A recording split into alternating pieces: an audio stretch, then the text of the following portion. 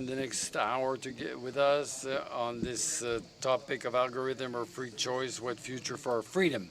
Cécile Godet will coordinate this session and we'll conclude it. Cécile, the floor is yours before introducing our guest. So thank you, Martial. Good afternoon. I'm Cécile Godet. I'm a professor at the Faculty of Aix-Marseille University of Management, and I'm very honored to coordinate this 29th session called Algorithm or Free Choice, What Future for Our Freedom. You understood, Martial will animate the roundtable, but before all, would like to thank you all, panel members, for accepting to talk about this topic. Fascinating, very interesting, scientific, but also very up-to-date topic. So the question of the growing role played by algorithms, but particularly the IA algorithms. They're really at the front of the scene since the launching at the end of November 2022 of the generative ChatGPT. So globally speaking, we can define an algorithm as a finite suite of instructions aimed at solving a problem. So algorithms are everywhere in our everyday life, whether in the professional, domestic sphere. So for example, you have the recipe, the cooking recipe, which is on my multifunction robot. Will have a trajectory proposed in my car, or I can place my market orders. The algorithm with IA go much further.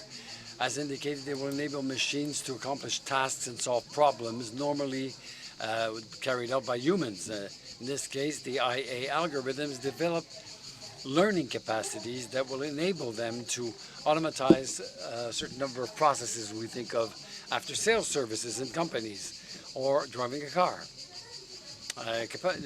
Learning capacities that can be pushed much further to carry out complex tasks which were reserved for experts. We can think of IAs that make medical recommendations, predict crimes, or work in justice. While the executing efficiency is no longer needs to be demonstrated, but they give rise to some worries linked to the bias on the recommendations, a risk of dependencies, and a lack of respect of our private life. Other questions are on the governance framework to implement to manage the threats, or the democratic societies to develop and promote using IA algorithms. So it's the general question of the exercise of our freedom of choice that we will talk about today. So, and the floor is to Martial now. So thank you, Cécile, and please take into account that at the end of our discussion with the different guests of this roundtable, you have the possibility to ask questions. So we'll try to keep as much time as possible so to make sure that we have this interaction with our experts. So you probably already understood that IA, ChatGPT algorithms are really stepping into our lives strongly. And when I started preparing this session, I looked at the home pages of the main sites and economic papers. So you had in the Wall Street Journal a question: why is artificial intelligence the next big challenge? Echo, ChatGPT, and IA, the end of developers. That was the title. And Carrefour works with the ChatGPT to propose their products. As ChatGPT created a stock exchange bubble.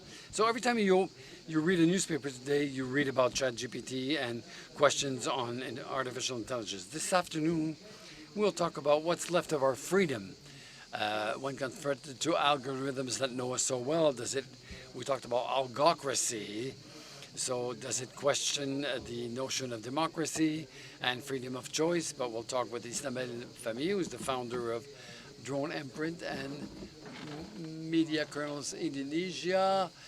We'll have the president, I'm sorry, Kiffers Betterfield, the CEO of the Two-Worthy Technology for the Davos Forum, and Eric's president of the Human Technology Foundation. First question is Ismaël Fahmy. Thank you for being with us. So today, the real influence of algorithms in our lives. What is the real influence? It's difficult to measure all the ramifications and impacts.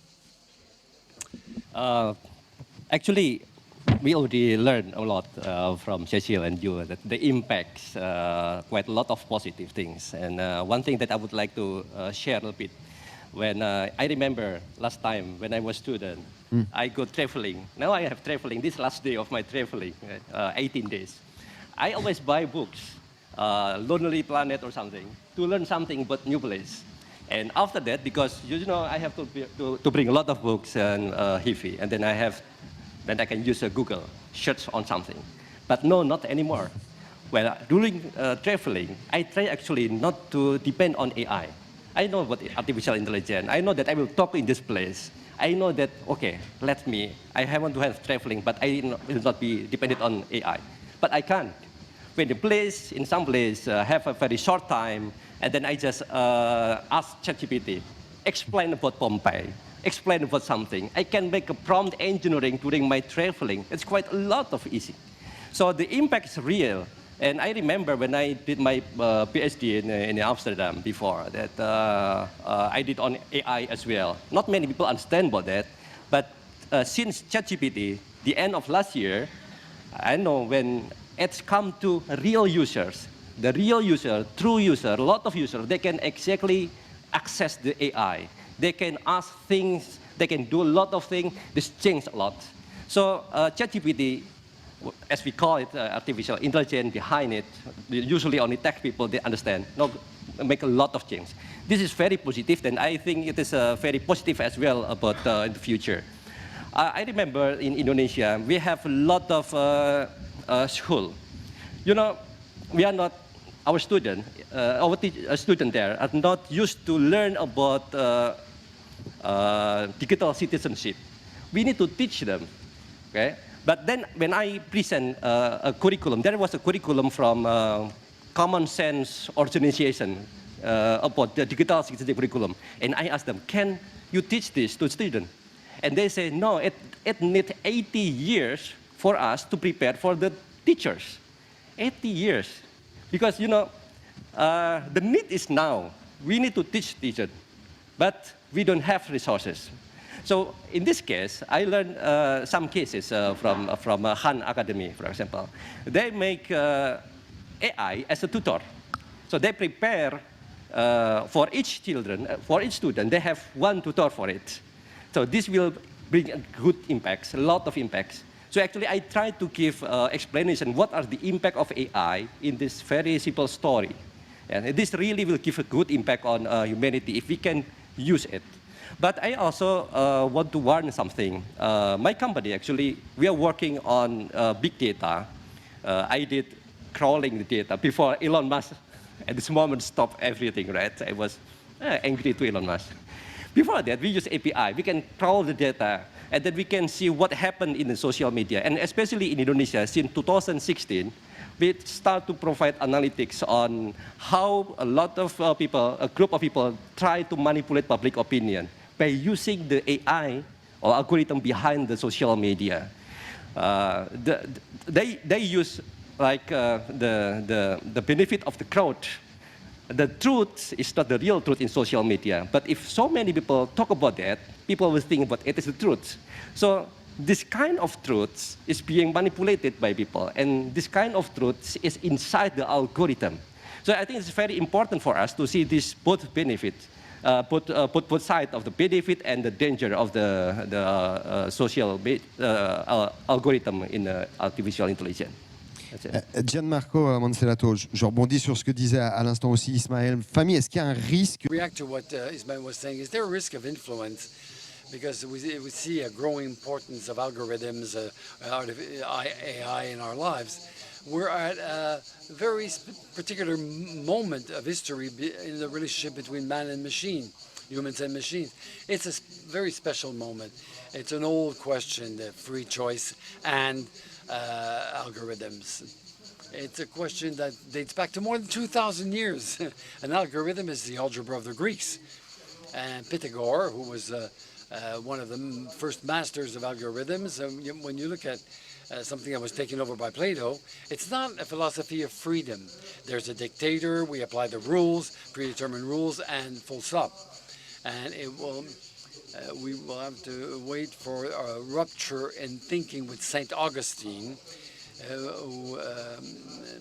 starting from Pythagoras, who said that the freedom of choice is bad. They didn't use algorithms when they talk about philosophy at the time. But they said it was dangerous, but we have to steer clear from the predefinite if we're a human. So it's a very localized question, because in Asia and in the US, there's a question of intensity. And why this question is raised is because the algorithm is a very old technique, is associated with unimaginable calculation powers. This weekend, Microsoft announced an optical calculator, so it's 100 times faster than the largest machine computer today. So it's very powerful. But this raises two questions. Trust, because ChatGPT doesn't use drugs, but ChatGPT goes up to the seventh or eighth occurrence of correlation. So it can reach absurd results that the human brain would never reach. So first of all, trust, confidence. How can you make sure that the results of the algorithm are reliable? And the second, it's a strong conviction I have, I'm optimistic, is that the good news with algorithms is that it will make the mere technical master obsolete by replacing it with the art of deciding. In the Taylorist economies, we created jobs. Years ago, we had to master management control, law, legal aspects, the engineers and everything, and that's how you reach your decision. The algorithm will do that much better than you are, so that's over. On the other hand, this will place an emphasis on the art to decide, an art that presupposes that you're capable of assessing and taking the right decision that are in a rupture. Imagine if political decisions in the 18th, 19th century had been taken on the basis of algorithms. None of the social progress we've experienced would have existed. The algorithm only duplicates the past. Whether it's enterprises, public organization, it'll be fascinating, because we'll have to recreate an art of decision, an ethic of decision. I'll give you an example, chess games, chess. 25 years ago, it's been 25 years since machines have beaten human beings. 25 years ago, we had Russian players that were really good. Today, chess have become trendy again. And the best, Magnus Carlsen, the best chess player today, trains with machines today. He memorizes the best games, and when he plays against a human, at one point he will do a mistake on purpose to pull out of the script, and it creates chaos, and that's when he wins the game. It's fascinating because it will apply to all of us when we decide to pull out of the script to become human again. So it's a real art to take decisions. So to conclude, the algorithm will reteach us what is the freedom of choice. That goes along with risks, of course, but with the great opportunities that go along with it. So, Kepler's Butterfield, the economic model until today of algorithms, AI, mastering data, has been to use this data to generate either profits or trigger purchases or adverts. Today there's an attempt by Elon Musk to make Twitter pay service. So what is, in your opinion, the economic importance, geopolitical importance of data at a time where the artificial intelligence is being developed at such a pace? Very much for that question. data is the thing that underlies algorithms. There's no point in us having algorithms without having data. And as we all know, or many people will know, what the secret source of the large language models, the generative AI that ChatGPT and GPT-4 and things are based upon, is the fact that they have been able to scrape a lot of data from the internet. So they are able, as just described, to use all the data on the internet. And so that, you would think, is marvelous, because it means that we can do things that we wouldn't otherwise be able to do. We can make medical discoveries that we wouldn't otherwise be able to do because people can't read as fast as the algorithm can. But of course, at the moment, as we also know from the court case in New York, where the lawyer filed a brief with 7 incorrect cases that have been given to him by ChatGPT, it also gets things spectacularly wrong. And so at the moment, it's really important that we keep an eye on the information and check the information that we're getting. But back to the data question. I think there are a number of data questions. First of all, does each country need its own large language model, sovereign large language models? Are we all prepared? For example, my colleague spoke about justice. Are we all prepared if we give over justice to algorithms for that justice actually to generate from a company in Silicon Valley, for example? Or would we like French values to be imposed into those algorithms? So we have to watch very carefully the way that we use the data and what data is being used. I'm also really concerned about the fact that if you look at a data map of the world, America's pregnant with data, Europe has data, and then underneath those countries, and obviously China has the data as well, but underneath you have Latin America and Africa looking like starving people because there's not any electronic data or insufficient electronic data coming out of the global south to actually enable them to be properly represented when we're using ChatGPT, or indeed when they're using some of these algorithms. So we have to think about that. We also have to think about the fact that are we recolonizing the world by using these models? Because actually what the data that they're drawing from is largely created by white guys in the global north. Ladies in the audience, we are not sufficiently represented, let alone persons of color. So there are some really interesting data issues, and it's data which is the oil or the water that creates AI. And just to finish, the United Kingdom is thinking about giving its National Health Service to one company that comes out of Silicon Valley. Should we be thinking as governments, as citizens, whether we want to share our data with one company or with a number of companies, or that we should charge for that data because it's our crown jewels, particularly in the UK, the national health data. So lots of issues. Et alors, Eric Salobir, en même temps... Eric Salobi. So we've seen that there's an emergence of artificial intelligence, and you have some virtual bubbles, and people are being closed in. Will this change our freedom, the way we relate to people, and the way we relate to democracy? Probably. The way we relate to democracy has been changed, but at the end of the day, what about these technologies? Will they continue to serve us, or maybe this technology might control us? So it's a relevant question when we are faced with ChatGPT and the success of ChatGPT.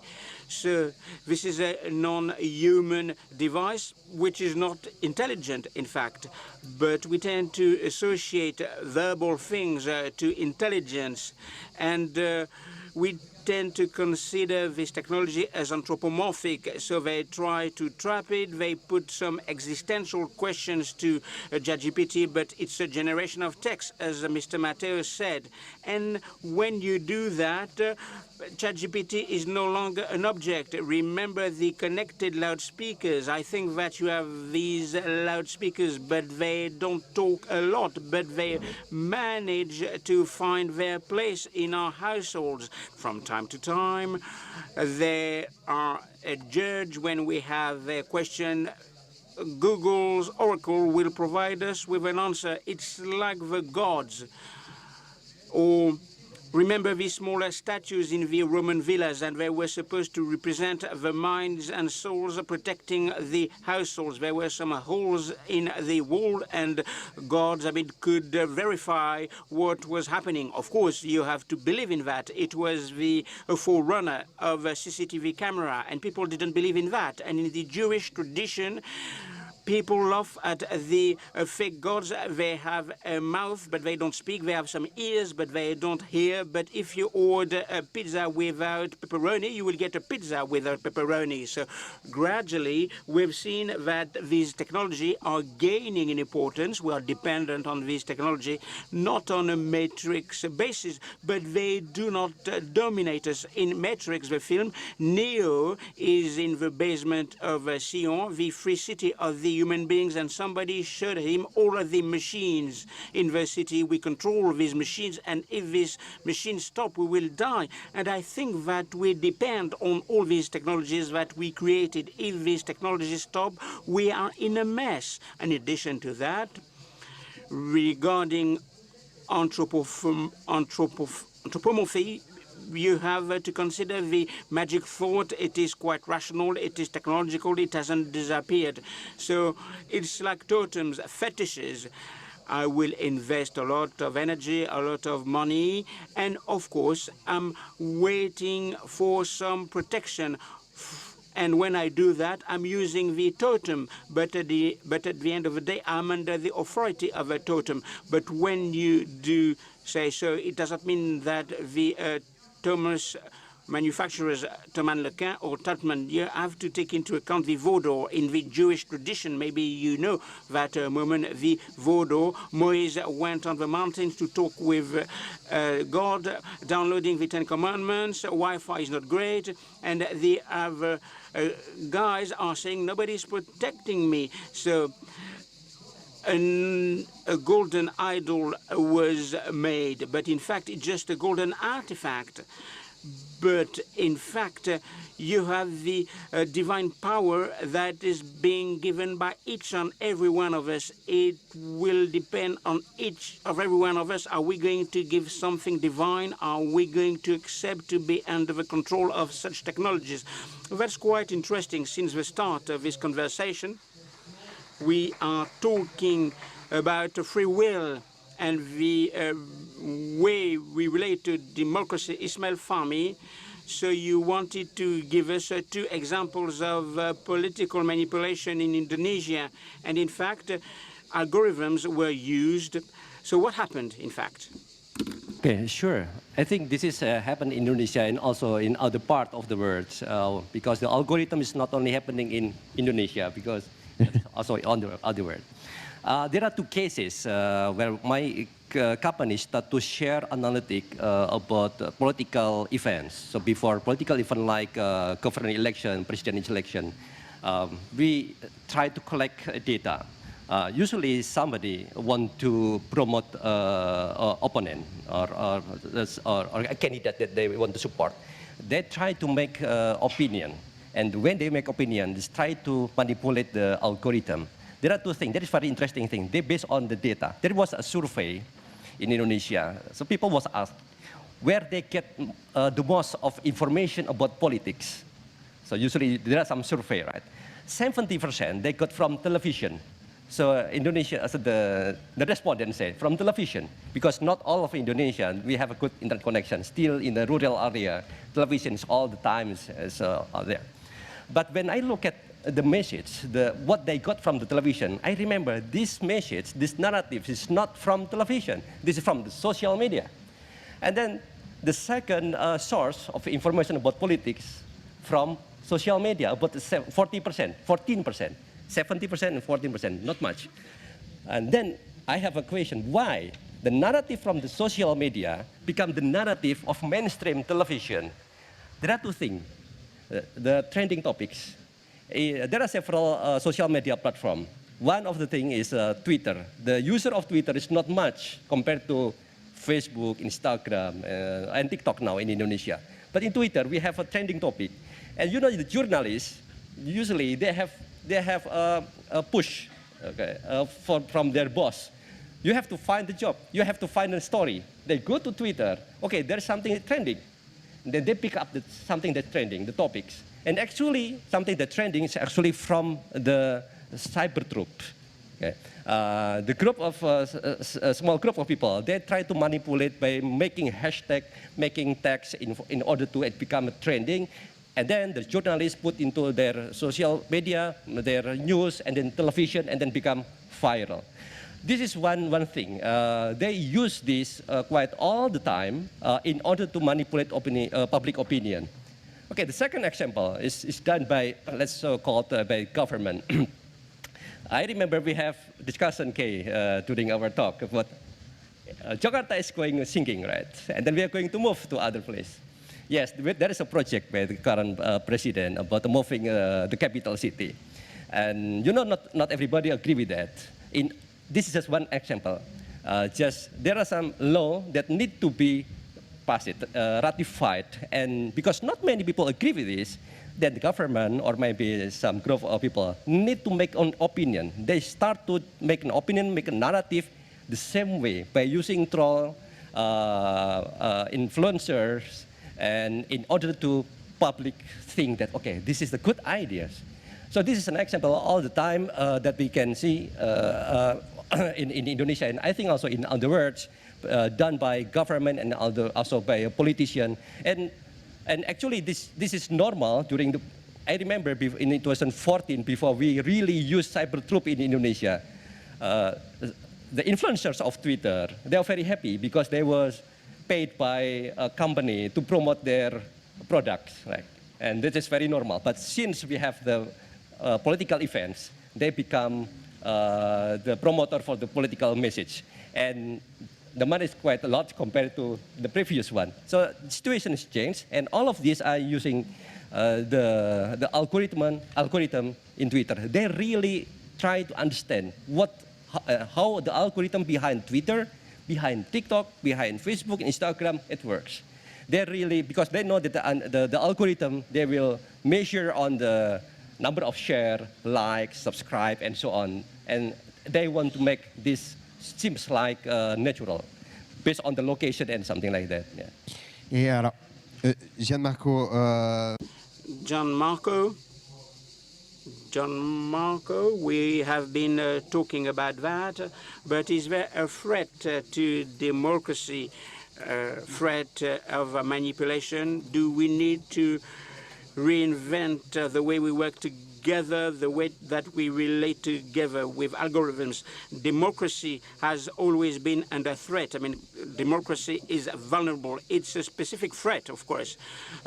I told you that with algorithms, you have an ethics of decision, an art of decisions, and the same goes for politics. And I think that three main changes to embark upon if we want to continue to live in a peaceful way in a democracy. Those who created algorithms were not democrats in the ancient times.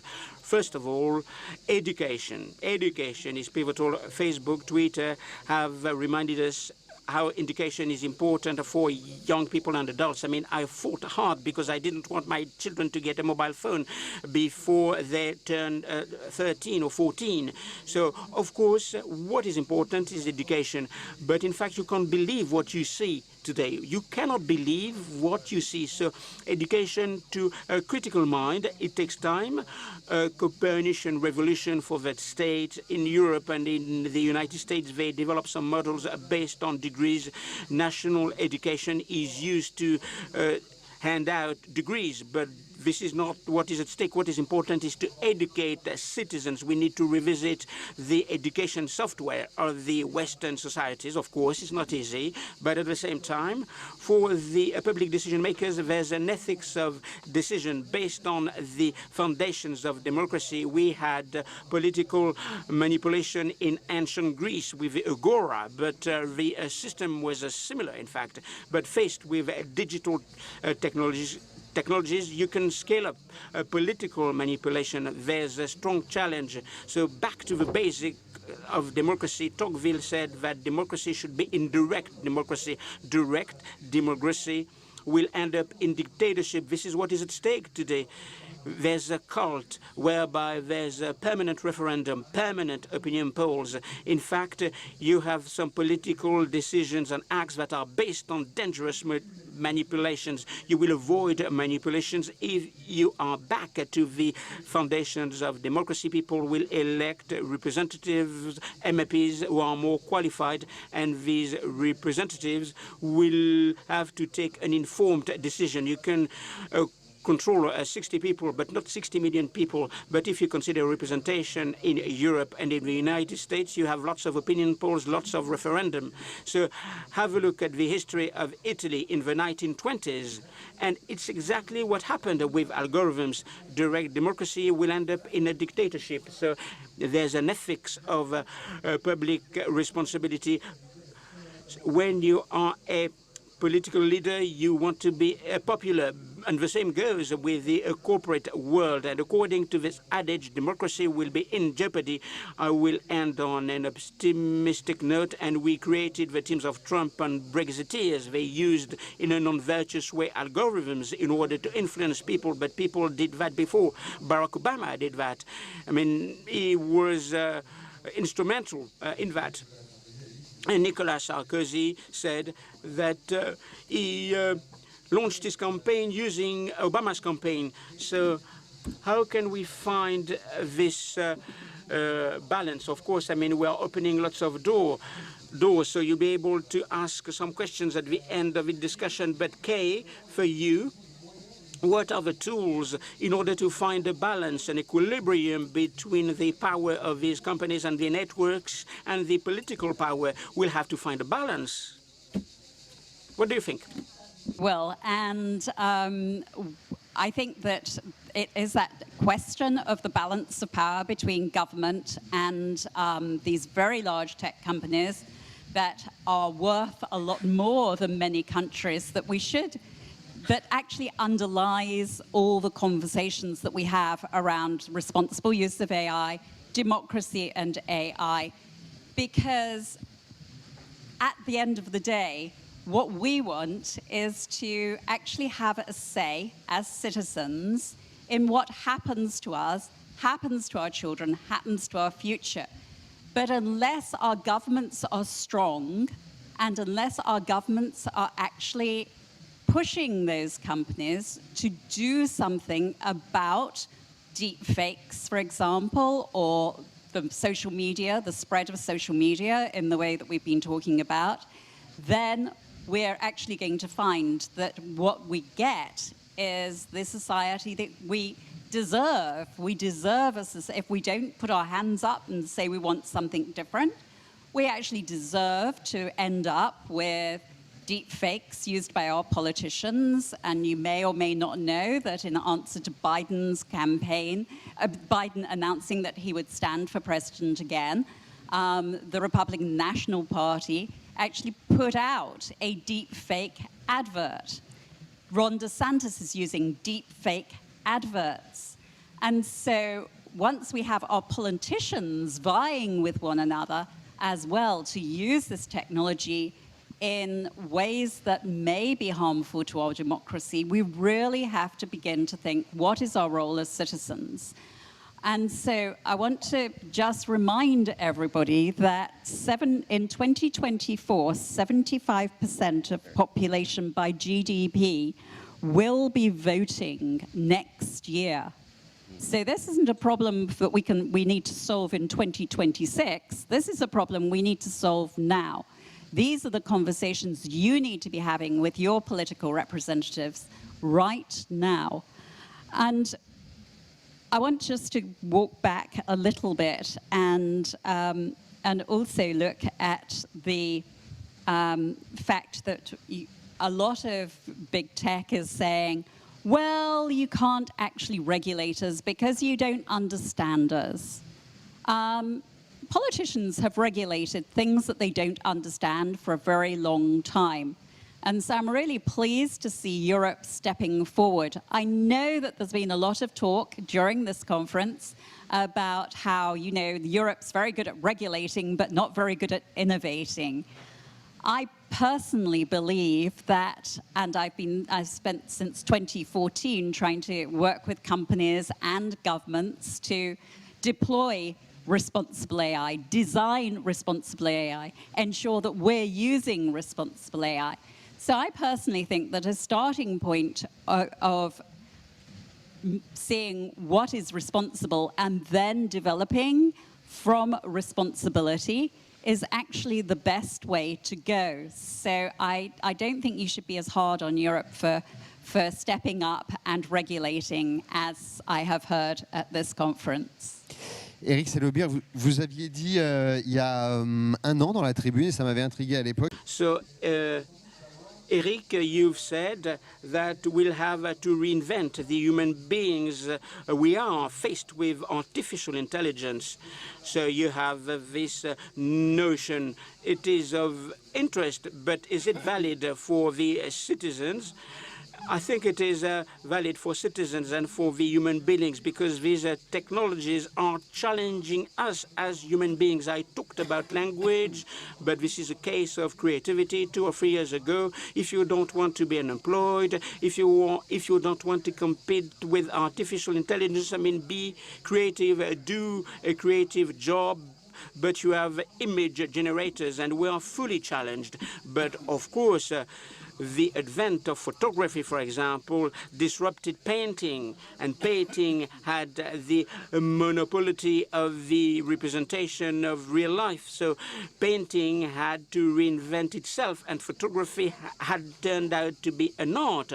So I think that we can move away from this epistemologic shocks, but for citizens, there's still a long way to go. Allow me to capitalize on what John Matteo said. Participative democracy has shown its limits. It is not representative. The same people vote. It is non-binding for power. And at the same time, it will compete with representative democracy. And in fact, representative democracy is delegitimized. Do I need an MP if I can vote on Twitter? So that's a problem. We'll have to think about new models going beyond what we do with models. We worked on that. I'm part and parcel of the National Council of Digital Industry. So we worked on creative model. So the citizens won't say that they aren't happy, they are not going to get together to demonstrate, but they can co-create, they can think about new models. You have open science, you can have citizenship with open science. If you consider ChatGPT, ChatGPT can help us with this technology. Of course, there's something new with ChatGPT, but of course, those models have been in existence. But what impresses me is democratization. 200 million people are using artificial intelligence. Artificial intelligence was used in laboratories, but that's not the case now. But you have democratization of ChatGPT, so everybody can use it with social networks. People can express themselves, but from time to time we are sad about what is being written by some people with social networks. So artificial intelligence and these big models will have to be put under control. There were some equivalents of ChatGPTs in the past. How can you make disappear a cadaver, for example? And this machine could give you a cold answer, and I can tell you that Alfred Hitchcock was bitten. It was cold and surgical. And at the end of the day, we'll have to regulate the whole process. But OpenAI, these companies, they don't want to tell what is the secret source. They don't tell us about their training model. Why? Because if they unveil their secret, everybody will criticize them. Does ChatGPT protect enough LGBT communities, or is ChatGPT too woke-oriented? But anyway, both will lose out because they will be criticized. Maybe we might not agree on the values, on the rules that should preside over the right and good use of these artificial models, and maybe the first conquest of democracy in terms of large models means that we will have to get a collective debate. Which principles, which values do we want to use for these technologies? How can we legiferate? How can we control these algorithms? Do we need to create new laws faced with these technologies? Actually, AI algorithm is just a tool. Yeah. We use it, and it's supposed to be not our master. It should be our servant, something like that. It is like a tool, like knife or something. It can have two benefits. It can be for positive thing or for negative things. And if we talk about algorithm or artificial intelligence, it's really depend on the data that they learn. So quite often, if we ask something to ChatGPT, for example, we didn't know where the answer comes from. So it's mean that we need to regulate this. Of course, there's some challenge. The big company, they will say, you don't understand. The government, you don't understand. The lawmaker, you don't understand about this. But we understand how it works, at least. We understand that there is some source, there is some data, that there's really influence and make a bias of the output. And I think regulation is mandatory here. It is very necessary to be created. And I remember when I came here, there was a discussion as well in Indonesia whether the government and how they make a regulation about an AI. And I know that the knowledge of our lawmakers also maybe not that advanced.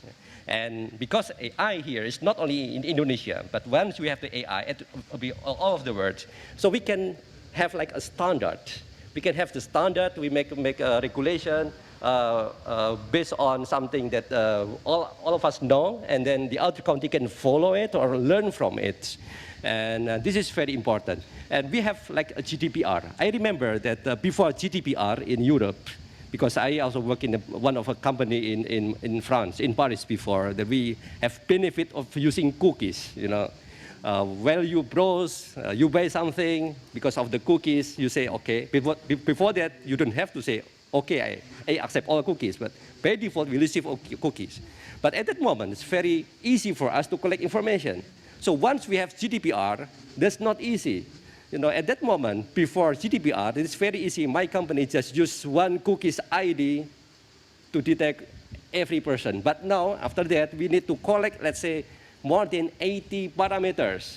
Your browsing type, your mobile phone, your IP, and so on, to detect who you are. There's something like that. So it's become more difficult. But then, we have the law. We have GDPR. And it will be very, very fair and transparent. For example, if we browse a website, we need to be asked, okay, this website will use cookies. The same thing with AI, in my opinion. We need to make a regulation, and the regulation focus on not a very technical thing, but something that's very, very basic, like fairness, transparency. Where's data source from? For example, I'm from Indonesia. I asked ChatGPT because my weight is so big. Give me meal plan. they have to say, okay, I don't have data for Indonesian, but I use from Parisian or Italian, something like that. So I understand when they make this suggestion, it's not really from the source that I understand, that I need. Okay, something like this, I think we can make it. Alors, Gianmarco, quelle question? Gianmarco, what question, when you come to enterprises and companies, so we're at the verge of a second computer revolution, second digital. So with the IA and algorithms, it's a new wave that will deeply change economic models. I talked about the end of a specialist replaced by the decision makers at all levels. What does that mean for enterprise? It creates a lot of opportunity, but also constraints. The first opportunity is that each leader today wonders how to give more meaning for its teams in terms of work. Good news, well, IA will enable to automatize a lot of the tasks, repetitive tasks. So we do that for part of the processes that were without added value for collaborators. Now they have more time to think, to imagine, to be creative. The economic benefit, people don't want to pay for low added value activities. The advantage of IA will do better and for cheaper.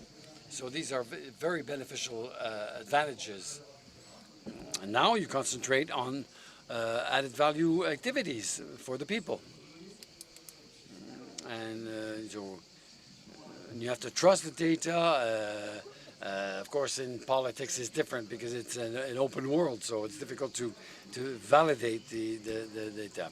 Encourage your children to find jobs. It's not coder, it's parameter setting for IA. That's but for the older people, there are 40, 50 who have learned to master techniques. Well, they will be in danger, undeniably, because with all the social risk this gives rise to. So for enterprises who are committed in corporate responsibility, social responsibility activities, the social part is very important. Training is vital. We need to train our teams, our collaborators, to enable them to be relevant, to identify new talents.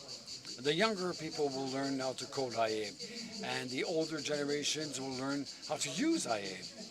So we're working with our customers on that, and it will be a difficult path, and the politics will be a little lost. They will be very weary about unemployment and all that, so they will be scared of. And the other question is in the countries of the South, with work is in the capital. So the first to suffer will be India or the countries of the South, who all have business cases, which is to produce intellectual property products. So there's a new geopolitical context. The enterprises are responsible, especially larger corporations, to engage in training, to give a new meaning to their activities in an inclusive fashion. We had a discussion at the round table together. I just read the Odyssey, but in the light of IA, it's fascinating. The Odyssey is the story of someone who for 10 years will systematically step out of the framework. The gods have set a certain determinism. Ulysses must be punished. And each time he steps out of the framework, at the end he finds its humanity. It took him 10 years to solve his problem. It was a bit complicated, but the definition is to step out of the framework, is step out of determinism.